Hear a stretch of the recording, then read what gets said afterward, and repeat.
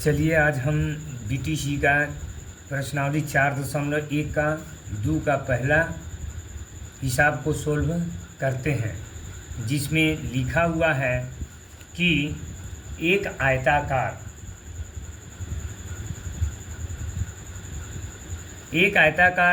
भूखंड का क्षेत्रफल 528 वर्ग मीटर है। क्षेत्र की लंबाई मीटरों में, चौड़ाई के दुगुने से एक अधिक है। हमें भूखंड की लंबाई और चौड़ाई ज्ञात करनी है। We have to find out the breadth and length of the rectangle field. तो यहाँ पर सबसे पहले हम क्या करेंगे, मान लिया कि एक आयताकार भूखंड है। सपोज दैट आप यहाँ पर एक आयताकार भूखंड मानेंगे। जैसे कि प्रश्न को पेज नंबर भी 82 है, पेज नंबर 82 प्रश्नावली 4.1 द्विघात समीकरण। तो इसमें एक आयताकार भूखंड है।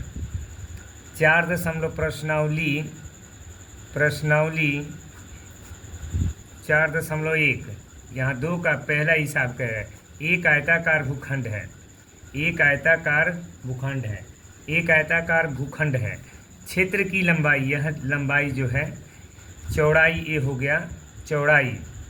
मान लिया कि चौड़ाई आपका x है, तो लंबाई जो है, प्रश्न को पढ़ेंगे। क्षेत्र की लंबाई चौड़ाई के दुगुने से, चौड़ाई जितना है उसका दुगुना से एक अधिक, चौड़ाई के दुगुने से। तो चौड़ाई हमारा x है, तो लंबाई हो जाएगा 2x + 1 मीटर। चौड़ाई अगर x मीटर है तो लंबाई जो है वह हो जाएगा 2x + 1 मीटर।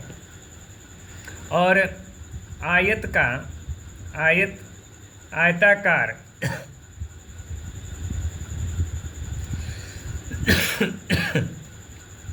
आयताकार भूखंड का क्षेत्रफल बराबर जो दिया हुआ है वह 528 वर्ग मीटर है।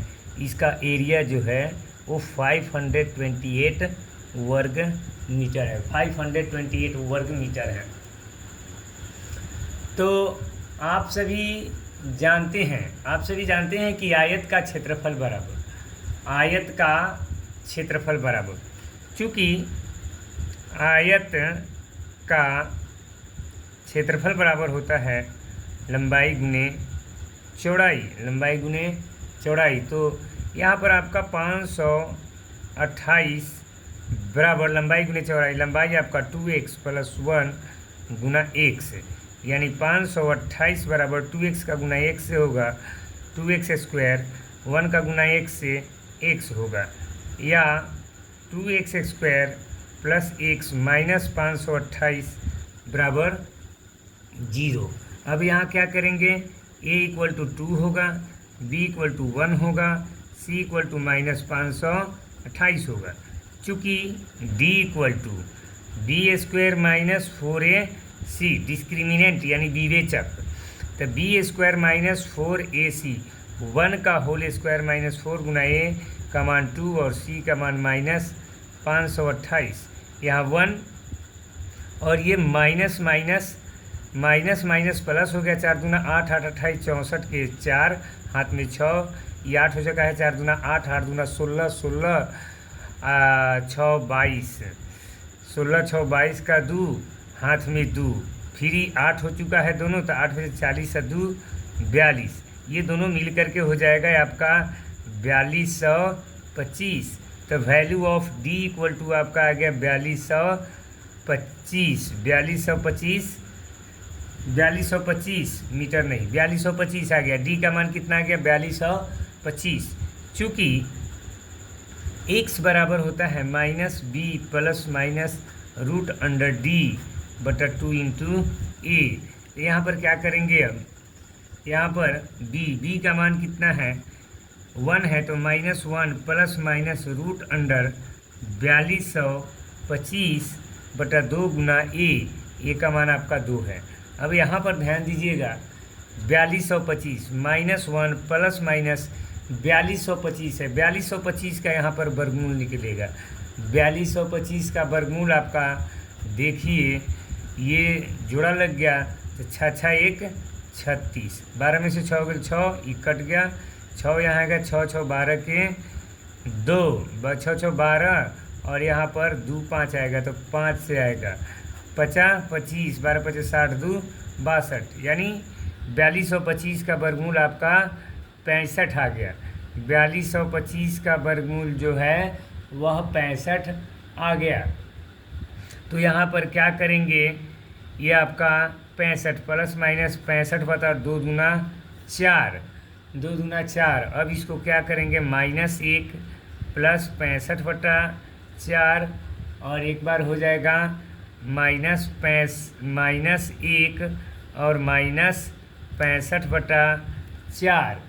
तो यहाँ पर आपका आ जाएगा, ये 65 से 1 जाएगा 64 बटा 4 और -65 और -1 -66 बटा 4, 33 दूना 66, 2 दूना 4, 16 चौका 64, यहाँ 16 कोमा -33 बटा 2 आ गया, 33 बटा 2 आ गया। इसलिए चौड़ाई जो है आपका, चौड़ाई आ गया 16 और मीटर। जैसा कि आप प्रश्न में देखे होंगे कि लंबाई जो है चौड़ाई के दुगुने से 1 मीटर अधिक है, इसलिए आपका लंबाई जो है दुगुने से, तो चौड़ाई जितना है उसका दुगुने से, चौड़ाई के दुगुने से 1 अधिक, मतलब 2x + 1। तो ये 2x + 1 मीटर, तो यहाँ पर 2 गुना 16 जोड़ 1 इक्वल टू 16 दूना 32 1 33 मीटर। यानी आपका आंसर जो है 16 मीटर और 33 मीटर आंसर आ गया। लंबाई 33 मीटर और चौड़ाई जो है वह 16 मीटर। अब हम इसका दूसरा क्वेश्चन का दूसरा हिसाब बनाएंगे। दूसरा क्वेश्चन का दूसरा हिसाब बनाएंगे तो इसमें लिखा हुआ है प्रश्नावली 4.2 पेज नंबर 82 है। इसमें लिख रहा है 2 क्रमागत धनात्मक पूर्णांकों का गुणनफल 306 है, हमें पूर्णांकों को ज्ञात करना है। यहाँ देख लीजिए, इसमें लिखा हुआ है 2 क्रमागत धनात्मक पूर्णांकों का गुणनफल 306 है, हमें पूर्णांक को ज्ञात करना है। मतलब क्या हुआ, the product of 2 consecutive positive integers is 306।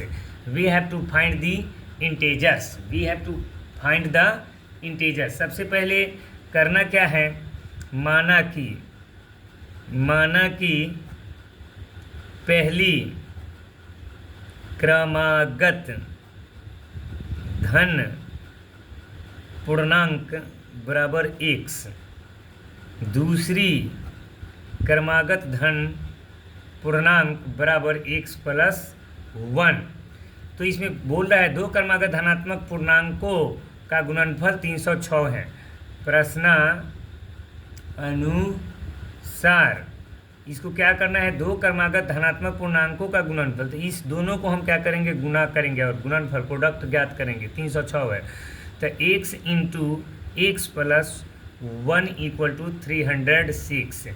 या आपको करना क्या है, x का 1 से गुना करेंगे, x² प्लस x का गुना 1 से, तो क्या होगा x, और उधर से इधर है तो -306 = 0। अब इसको जो है अब हम बनाएंगे गुणनखंड विधि से या सूत्र विधि, तो इसको हम गुणनखंड विधि से बना लेते हैं। यह इजी क्वेश्चन है। तो हम देखिए 306 का गुणनखंड प्राइम फैक्टर ज्ञात किए हैं, तो 3 × 9 9 दूना 18 और 17 18 से 17 जाएगा तो 1x हो जाएगा और 18 और 17 का गुना होगा तो 306 हो जाएगा। तो यहाँ पर क्या करेंगे, x² प्लस 3 × 9 9 दूना 18 18x माइनस यह 17x माइनस 306 बराबर 0, या x × x + 18 minus 17 × x plus, यहाँ पर माइनस प्लस माइनस होगा इसलिए यहाँ प्लस दिया जा रहा है, और हम 17 से भाग देंगे। देखिए यहाँ पर गुणनखंड इसका 3 × 9 दूना 18, एक 18 है तो 17 आएगा ही, या भाग देंगे इससे तो हमारा 18 आएगा = 0, या x - 17 × x + 18 = कितना आएगा, 0। Therefore x = 17 and -18। तो हमें 2 क्रमागत धनात्मक पूर्णांकों को ज्ञात करना है। तो ये तो हमारा धनात्मक हो गया, ये आपका ऋणात्मक हो गया, माइनस वाला ऋणात्मक होता है। देयरफॉर हमारा पहली क्रमागत धन पूर्णांक इक्वल टू 17, दूसरी क्रमागत धन पूर्णांक बराबर x प्लस 1 है, तो 17 प्लस 1 17 1 18। दो क्रमागत धनात्मक पूर्णांकों का गुणनफल कितना है? 306 है।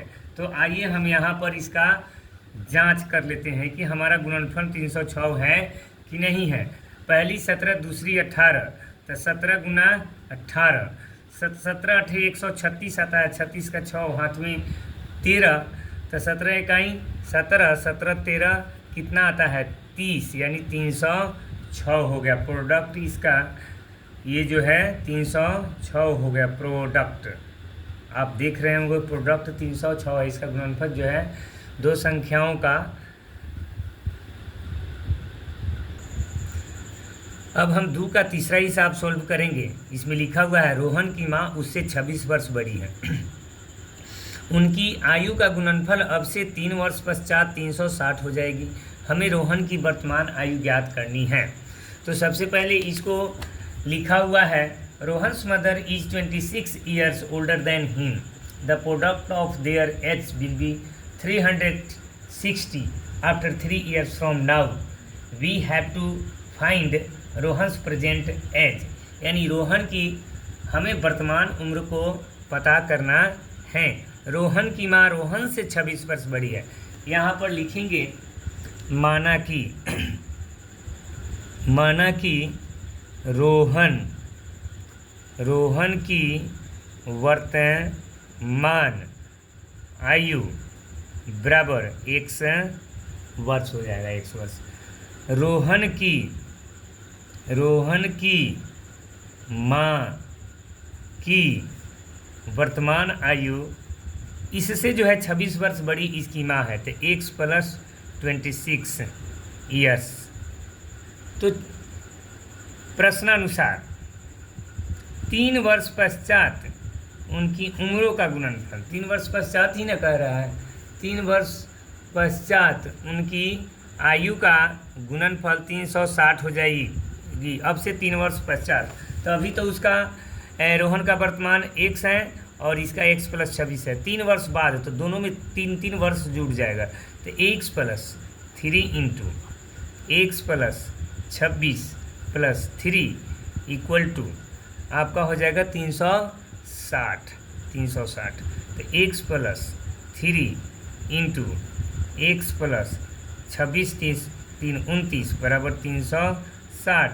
यहाँ x का मल्टीप्लाई x से होगा x स्क्वायर, x का मल्टीप्लाई 29 से 29x, x का गुना 3 से 3x प्लस 3 का गुना 29 से 29 3 का 87 87 होता है। उधर से इधर आएगा माइनस 360 इक्वल टू 0, या x स्क्वायर 29 3 32 होता है, 32x।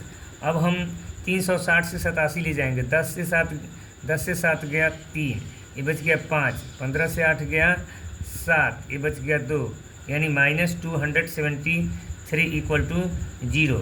अब क्या करना है, हमें गुणनखंड विधि से इसको सोल्व करना है। 273 को हम गुणनखंड, तो 273 का गुणनखंड आपने देखा 3 7 और 13 आया, तो 13 तिया 39 और 7, 39 से 7 जाएगा 32 बचेगा। x स्क्वायर प्लस 13 तिया 39 x minus 7x minus 273 equal to 0, या x into x plus 39 minus 7 into x plus होगा, क्योंकि माइनस प्लस माइनस, तो ये 39 ही आएगा बराबर 0, या x minus 7 into x plus 39 बराबर कितना 0। Therefore x equal to 7 and minus 39, इसलिए रहमान की वर्तमान आयु इक्वल टू 7 ईयर्स, 7 साल हो गया रहमान का वर्तमान। क्वेश्चन नंबर प्रश्नावली 4.1 का क्वेश्चन नंबर 2 का चौथा है। एक रेलगाड़ी 480 किलोमीटर की दूरी समान चाल से तय करती है। यदि इसकी चाल 8 किलोमीटर प्रति घंटा कम होती तो वह उसी दूरी को तय करने में 3 घंटे अधिक लेती। हमें रेलगाड़ी की चाल ज्ञात करनी है। मतलब यहाँ कह रहा है a train covers a distance of 480 kilometre at a uniform speed.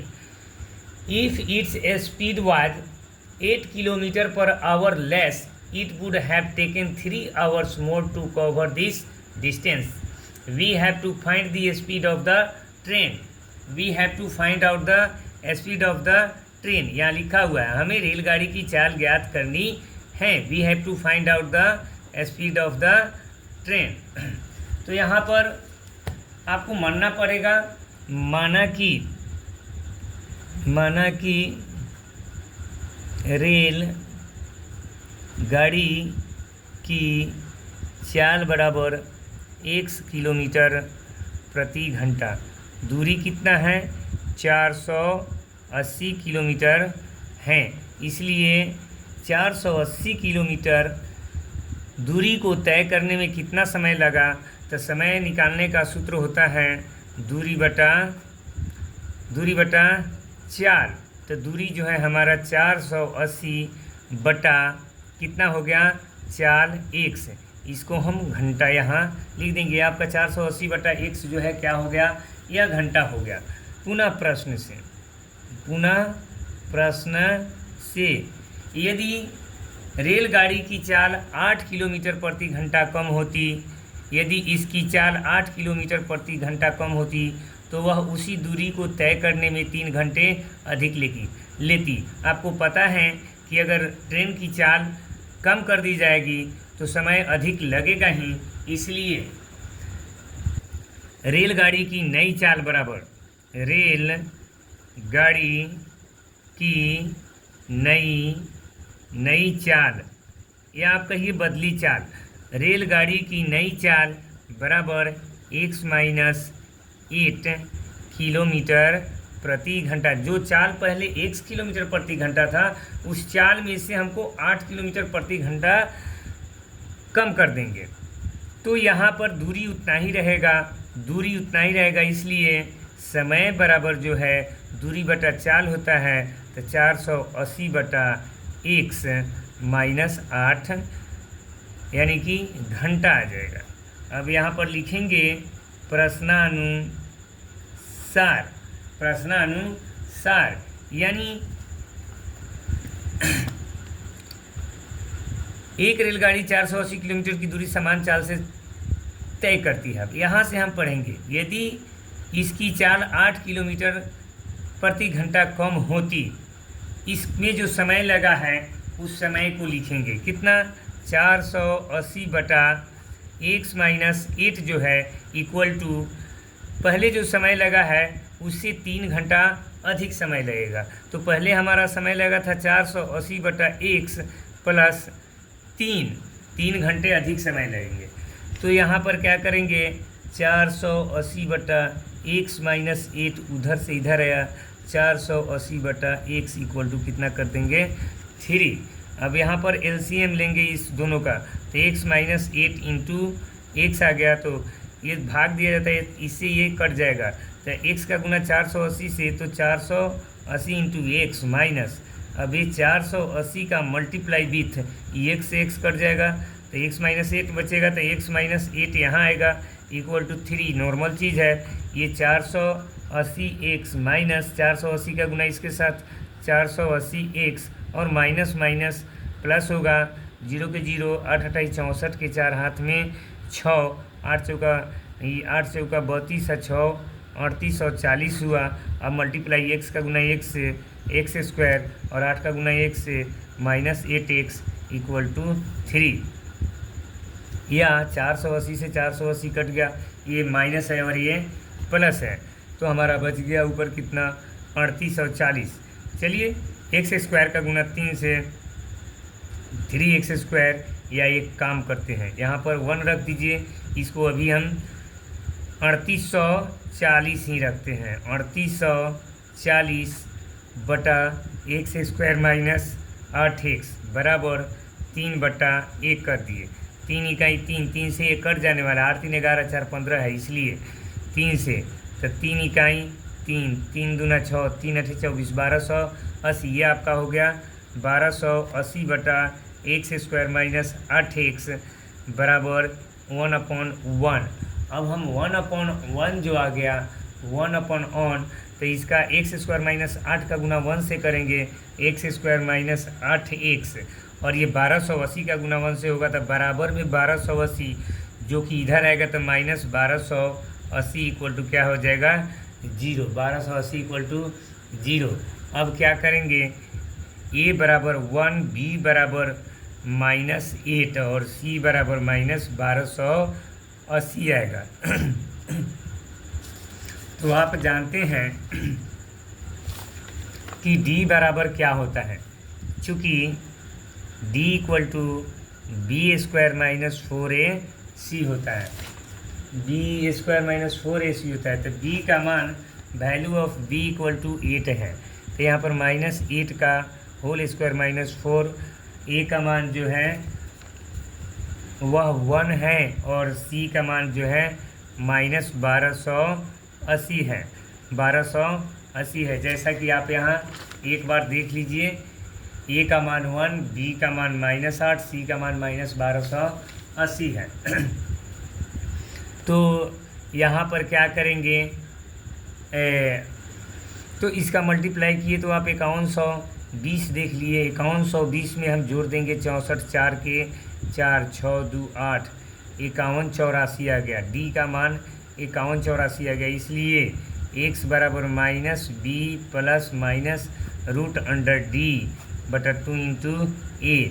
b का मान माइनस और -8 प्लस माइनस 5184 बटा 2 गुना a का मान आपका इसमें दिखाई दे रहा है, a का मान यहाँ पर है, a का मान 1 है, 1, तो ये आपका हो जाएगा minus minus plus 8 plus minus 51। तो यहाँ आप देख रहे हैं 5184 का वर्गमूल जो है आपका 72 आ गया है, 72/2 आएगा। तो यहाँ पर आप देखिए 8 प्लस 72/2 कोमा 8 माइनस 72/2, तो 72 8 80, 80/2, और ये 12 में से 8 गया 4, माइनस 64/2 आएगा। 40 दूना 80, यहाँ पर 40 आएगा, ये आपका 32 आएगा, 32 दूना 64 माइनस 32। तो ट्रेन की चाल जो होती है वो प्लस में होती है, माइनस में नहीं होती है, इसलिए रेलगाड़ी की चाल जो है,